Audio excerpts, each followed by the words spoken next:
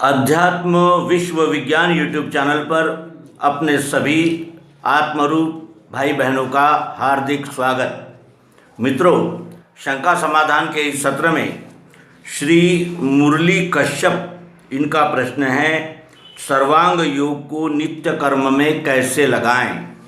आइए, सिद्धांत सूक्ति है ये, और सर्वप्रथम हम सिद्धांत सूक्ति का अवलोकन करेंगे और जानेंगे सर्वांग योग को नित्य कर्म में कैसे लगाते हैं और कैसे लगाना चाहिए। ये हम विश्वास से नहीं कह सकते कि हम भी सर्वांग योग को सभी कर्मों में और नित्य ही लगा सकते हैं और लगा पाते हैं, क्योंकि ये अत्यंत विपरीत ऐसा है हमारे व्यवहार को देखते हुए। क्योंकि हमारा जो प्रवाह है वो कैसा है, ऊपर से नीचे की ओर है। हम बुद्धि प्रधान, मन प्रधान, इंद्रिया प्रधान रहने से हमारा जो प्रवाह है वो नीचे की ओर है, और जो सर्वांग योग की दिशा है वो ऊपर की ओर है। और ये ऊपर की ओर होने से जैसे किसी पहाड़ी पर से किसी पत्थर को ढकेल दिया जाए तो वो बड़ी तेज़ी के साथ नीचे आता है। क्यों? क्योंकि उसमें उस जो ढलान है उसका भी बल और उस वस्तु के वज़न का बल, ऐसा दोनों बल इकट्ठा आ जाता है, और जिसकी वजह से वो पत्थर बड़ी तेज़ी के साथ ऊपर से नीचे की ओर आता है। लेकिन उसी पत्थर को जब हमें ऊपर पहुंचाना होता है तो ऊपर पहुंचाने के लिए लगने वाली शक्ति और उस पत्थर का वज़न, इस तरह वो शक्ति लगती है, और वो शक्ति ढलान की शक्ति से कितने ही प्रतिशत अधिक होती है, ये हम प्रत्यक्ष अनुभव के द्वारा जानते हैं। उसी तरह का अनुभव सर्वांग योग के विषय में भी होता है। सर्वांग योग पढ़ने में सरल है, जानने में भी सरल है, लेकिन जब उसका आचरण करने का समय आता है तो जगह जगह व्यवस्थान और जगह जगह उसका हमें ये अनुभव आता है कि सर्वांग योग को आचरण करने के लिए अत्यंत कष्ट लगता है, कसौटी रहती है।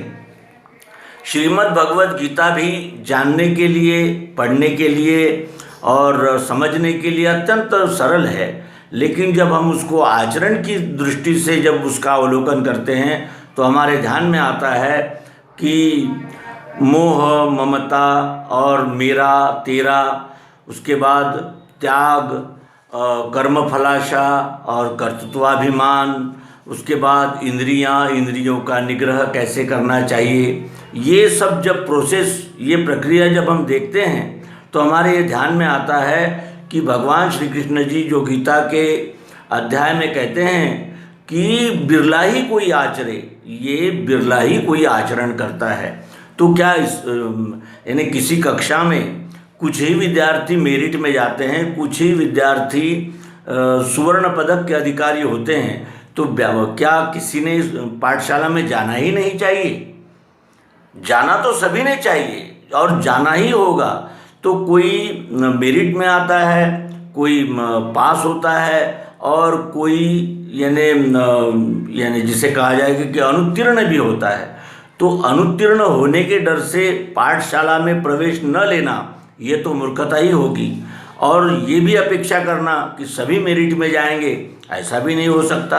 लेकिन विद्यार्थी का लक्ष्य तो पास होना, ये तो होना ही चाहिए, क्योंकि पास होने की लगन से अगर वो विद्यार्थी पाठशाला में नहीं जाता तो उसका पाठशाला में जाना ही व्यर्थ है।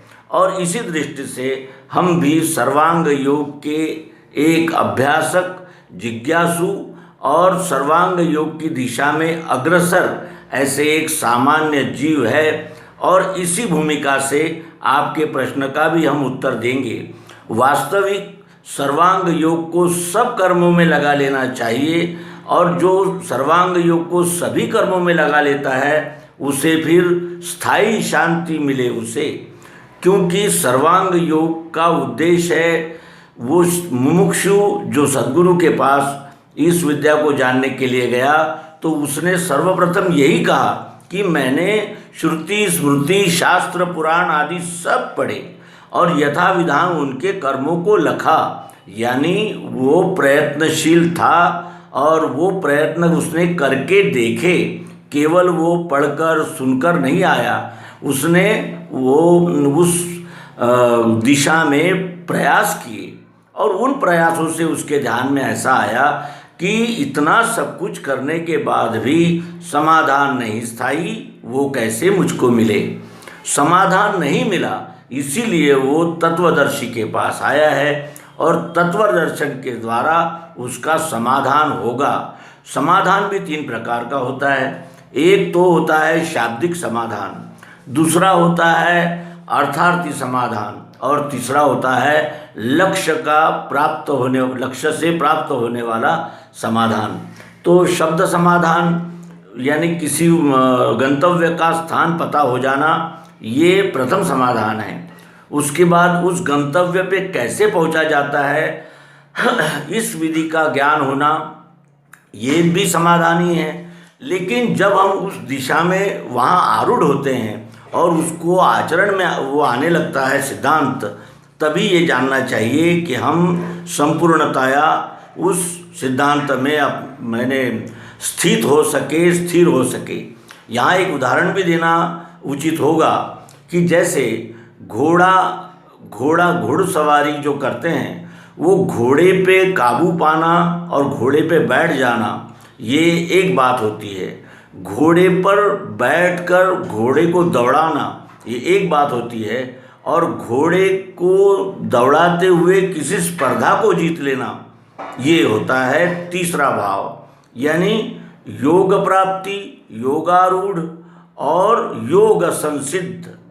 इस तरह ये 3 भागों में इसका पूर्णत्व की ओर हम यात्रा करते हैं। और प्रयास तो हमारा यही होना चाहिए कि हम भी धीरे धीरे उसी लक्ष्य की ओर बढ़े, और उसी लक्ष्य की ओर बढ़ने के ये हमारे प्रयास है। और हमारे का तात्पर्य हम सभी, कोई ये न कहे कि वो पहुँचे हुए हैं और वो पहुँचे हुए हैं। कौन पहुँचा है और कौन नहीं पहुँचा है, ये उसका आत्माराम ही जानता है, वो स्वयं ही जानता है। अन्य के लिए जो बाहरी है वेशभूषा और बाहरी जो वो बोलता है, जैसा वो दिखाना चाहता है, ये बाहरी अंग है। लेकिन बाहरी अंग से ये जान लेना कि वो सफल हुआ है, ऐसा नहीं हो सकता, क्योंकि हम में काम, क्रोध, लोभ, मद, मोह, मत्सर और अनेक प्रकार के जो विकार भरे हुए हैं, इसका साक्षी कौन है? हमें ही तो है। और क्या हम अपनी बुराइयों को लोगों के सामने दर्शाते हैं? कभी नहीं। और हम जहाँ तक हो सके अपनी बुराइयों को ढकने का, छुपाने का ही प्रयास करते हैं कि हमें समाज में भी सम्मान मिले और हमारी गंदगी को कोई जान न सके। लेकिन वो जिस तरह अपने आप से झूठ नहीं बोला जा सकता, उसी तरह अपने आत्माराम को हम मुगालते में और धोखा नहीं दे सकते, क्योंकि वो साक्षी है और शुद्ध है, नित्य है, इसलिए उससे कोई भी चीज़ छिपना असंभव है। सर्वप्रथम इस प्रश्न के उत्तर के लिए हमें देखना है, ये मुरली जी कश्यप, इनका प्रश्न है, सर्वांग योग को नित्य कर्म में कैसे लगाएं। तो सर्वप्रथम ये देखें कि सर्वांग योग सिद्धांत सुक्ति क्या है। कहते हैं कि स्थितधि अर्थात जिसकी बुद्धि सत में स्थिरता को प्राप्त हुई है, वह क्या भाषण करता है। यह प्रयोग दिव्य चक्षु अनुभव का होने से इसका रहस्य सर्वांग योग पुस्तक में प्रकट किया है। स्थितधि यानी जिसकी बुद्धि सत में स्थिरता को प्राप्त हुई है, जिसकी बुद्धि सत्य में स्थिरता को प्राप्त हो जाती है, फिर उसका मिथ्या की ओर रुझान समाप्त हो जाता है। वो सत्य को स्वीकारने के लिए तत्पर और तैयार होता है, और जो सत्य को स्वीकारने के लिए तैयार हो गया, उसको फिर यानी पहली बात तो असत्य में रुचि तो रहती ही नहीं है, लेकिन वो सत्य को जानने से सत्य क्या है और सत्य पर चलने का जो प्रयास है वो उसके हाथ से होने लगता है। और इसका रहस्य ही सर्वांग योग पुस्तक में प्रकट किया है, क्योंकि ये अनुभव का विषय है। किसी को अनुभव आया, वो उसने व्यक्त किया, उसी अनुभव को प्राप्त करने के लिए उसी पद्धति से, उसी दिशा से हमें चलना होगा, तभी वो अनुभव हमें भी प्राप्त हो सकता है। केवल सुन लेने से अनुभव प्राप्त नहीं होता, और ये कहने से कि अब हमने सुन लिया है, समझ गए हैं, तो अब हम पहुंच गए हैं, ऐसा नहीं होता। जैसे किसी गंतव्य पर पहुंचने के लिए हमें चलना होता है, वहाँ तक पहुँचना होता है, और वो धीरज, लगन और सतत प्रयत्न, अभ्यास और वैराग्य, इनसे ही इस दिशा में मार्गोत्क्रमण होता रहता है, क्योंकि ये अनुभव का विषय है। उसके बाद समय उपस्थित होने से अन्यत्र भटकने के परिश्रम सर्वांग योग पुस्तक हटा देगा। समय उपस्थित होते से, यानी समय उपस्थित होते ही अन्यत्र भटकने के परिश्रम सर्वांग योग पुस्तक हटा देगा। क्यों? क्योंकि जब हमारे, यानी जैसे शुद्ध पात्र में दूध और दही आदि पदार्थ लिए जाएंगे, जिस पात्र में कचरा कूड़ा करकट रखा है उसमें आप दूध लेंगे भी नहीं और दूध लिया भी नहीं जा सकता। उसी तरह जब हमारा मन निर्मल होता है, बुद्धि सात्विक होती है और चित्त प्रशांत होता है, तभी हम इस यानी अध्यात्म विद्या को ग्रहण करने के योग्य बनते हैं। और जैसे ही ये योग्य बने तो फिर अन्यत्र भटकने के जो परिश्रम है वो तो समाप्त ही हो जाते हैं। क्यों?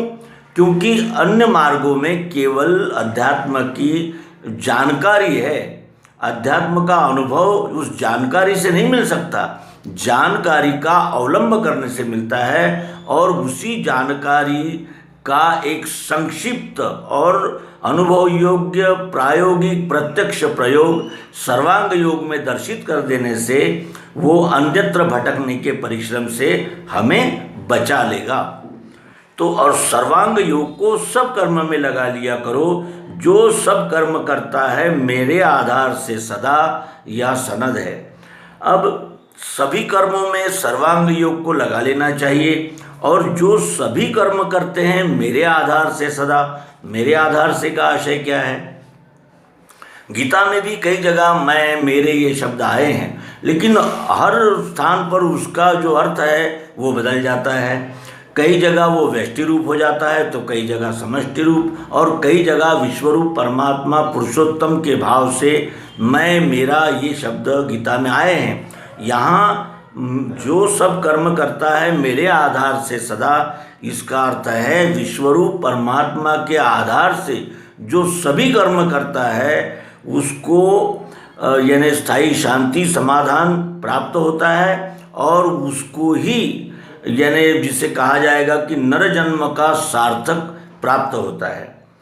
सर्वांग योग देखकर बुद्धि को प्रकाश होता है, क्योंकि ये बौद्धिक संपूर्णता की सीमा है सर्वांग योग। क्योंकि बुद्धि यानी जैसे दूसरे की सुनकर, किसी कहीं पढ़कर, किसी को मानकर या कोई कल्पना करने करके इस प्रकार की ये त्रिविध बुद्धि होती है, सतोगुणी, रजोगुणी, तमोगुणी। इन तीनों बुद्धियों से ही जाना जाता है, ये तो सत्य है। लेकिन तमोगुणी बुद्धि जो है वो कल्पना और मानिंद्रियों में अटकी रहती है। रजोगुणी जो बुद्धि है वो कामना प्रधान रहने से कामनाओं के लिए विभिन्न प्रकार के कर्म करने में उससे रस रहता है। लेकिन जो सात्विक बुद्धि होती है, जो सात्विक श्रद्धा से किसी विषय के लिए यानी लालायित होती है, प्रयत्नशील होती है, वो बुद्धि को प्रकाश देती है। क्योंकि बुद्धि के प्रकाश से ही हम कर्म करेंगे, तभी उस गंतव्य तक जा सकते हैं। यही सर्वांग योग सिद्धांत सुक्ति का, इस सुक्ति का अर्थ है। उसके बाद सर्वांग योग बौद्धिक पुरुषार्थ की संपूर्णता है।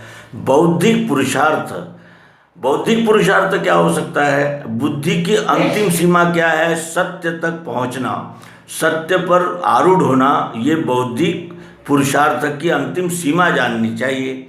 और उसी सीमा पर ये हमें सर्वांग योग उस सीमा तक ले जाता है। इसीलिए यहाँ सर्वांग योग बौद्धिक पुरुषार्थ की संपूर्णता है, ये यहाँ कहा गया है। सर्वांग योग की प्राप्ति के बिना किसी ग्रंथ के पढ़ने से अथवा क्रियाओं से शांति प्राप्त नहीं हो सकती।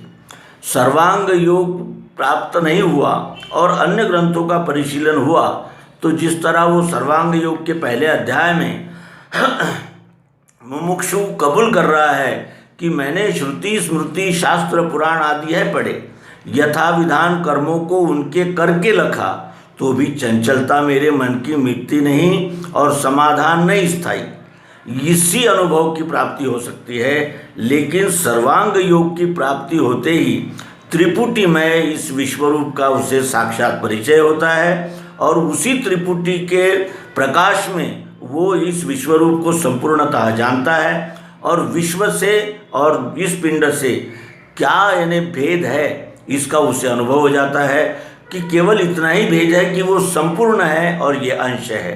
अंश भी संपूर्ण का है और संपूर्ण भी अनेक अंशों से ही बना हुआ है।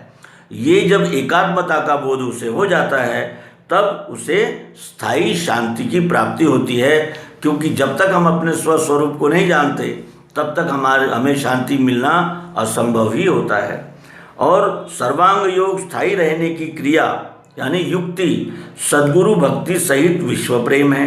सर्वांग योग हम पढ़ तो लेते हैं लेकिन वो स्थायी नहीं रहता। जब हम व्यवहार में आते हैं तो सर्वांग योग विस्मृत हो जाता है और व्यवहार में हम भी सतोगुणी सुख प्रधान सुख की ओर दौड़ता है, रजोगुणी कामना की ओर दौड़ता है और तमोगुणी अपनी मानिंदियाँ और कल्पनाओं की ओर दौड़ता है। तो इसलिए यहाँ निर्देश करते हैं कि सर्वांग योग स्थायी रहने की क्रिया सद्गुरु भक्ति सहित विश्व प्रेम है। सदा सद्गुरु के जो बोध है उसके साथ रहना चाहिए, यानी उसको सतत चिंतन में रखना चाहिए। और विश्व प्रेम का क्या आधार है? विश्व प्रेम किसे कहेंगे कि जिस तरह हम यानी अपने जिसे हम अपना मानते हैं, मेरा मानते हैं, उससे जैसे व्यवहार करते हैं उसी प्रकार का व्यवहार भेदाभेद छोड़कर अद्वैत रूप से संपूर्ण विश्व में यानी व्याप्त चराचर जीव जगत के साथ करना, इसे ही विश्व प्रेम कहेंगे। और इसी विश्व प्रेम की प्राप्ति सर्वांग योग के द्वारा हो जाती है। सर्वांग योग सर्व शास्त्रों से और न वेद अध्यात्म यानी न जाने आदि सबसे भिन्न है। सर्वांग योग में सबका सार है, यानी मत पंथ संप्रदाय इनमें आए हुए अनेक प्रकार के जो तत्व है, जैसे जैन पंथ में अहिंसा को सम्मान दिया गया है, परिग्रह अपरिग्रह की बात बताई है, और उस तरह बौद्ध पंथ में दुख का निर्दालन, दुख का निराकरण करने का लक्ष्य रखा गया है। यानी अनेक प्रकार के मत पंथों का जो ध्येय है उन सभी ध्येयों का एकत्रीकरण सर्वांग योग में हो जाता है, क्योंकि वो सर्वांग योग ये अध्यात्म की संपूर्णता है। अध्यात्म का समन्वय सर्वांग योग में हो जाने से सर्वांग योग सबका समन्वय करने वाला है और सबसे अलग भी है, क्योंकि जो सब जिसमें सब होता है वो सबसे अलग ही होता है, क्योंकि उसमें सबका समावेश होता है। वो एक अकल्ली और एक ही दिशा का दिग्दर्शन करने वाला सत्य नहीं रह सकता, क्योंकि सत्य संपूर्ण होता है, सबके लिए होता है, सार्वभौमिक होता है, सार्वकालिक होता है। ये हमारा अनुभव है। और इस तरह शास्त्र वादग्रस्त है। कोई भी शास्त्र, दर्शन शास्त्र भी वादग्रस्त है। न्याय की बात वैशेषिक काट देते हैं, वैशेषिक के बाद वेदांती काट देते हैं, वेदांती की बात सांख्य शास्त्र को जानने वाले उसका यानी निराकरण कर देते हैं। यानी क्योंकि ये अपने अपने यानी स्टेजेस है, यानी एक एक कदम एक एक पंथ मत शास्त्र है, लेकिन संपूर्ण नहीं है, क्योंकि संपूर्ण के लिए सभी का समावेश होना आवश्यक है। तो कोई पंथ संप्रदाय किसी स्टेज तक गया है, कोई दर्शन शास्त्र किसी स्टेज तक गया है, लेकिन सर्वांग योग में सबका समन्वय हो जाने से कहा है कि शास्त्र वादग्रस्त है, तो दिव्य चक्षुजन्य दिव्य चक्षु देने वाला ये सर्वांग योग निर्विवाद है।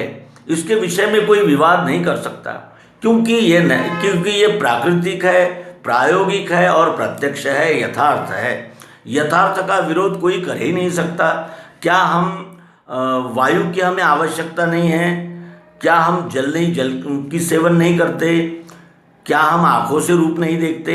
यानी कहने का आशय ये है कि जो प्रत्यक्ष है, यथार्थ है, उसका विरोध कोई नहीं कर सकता।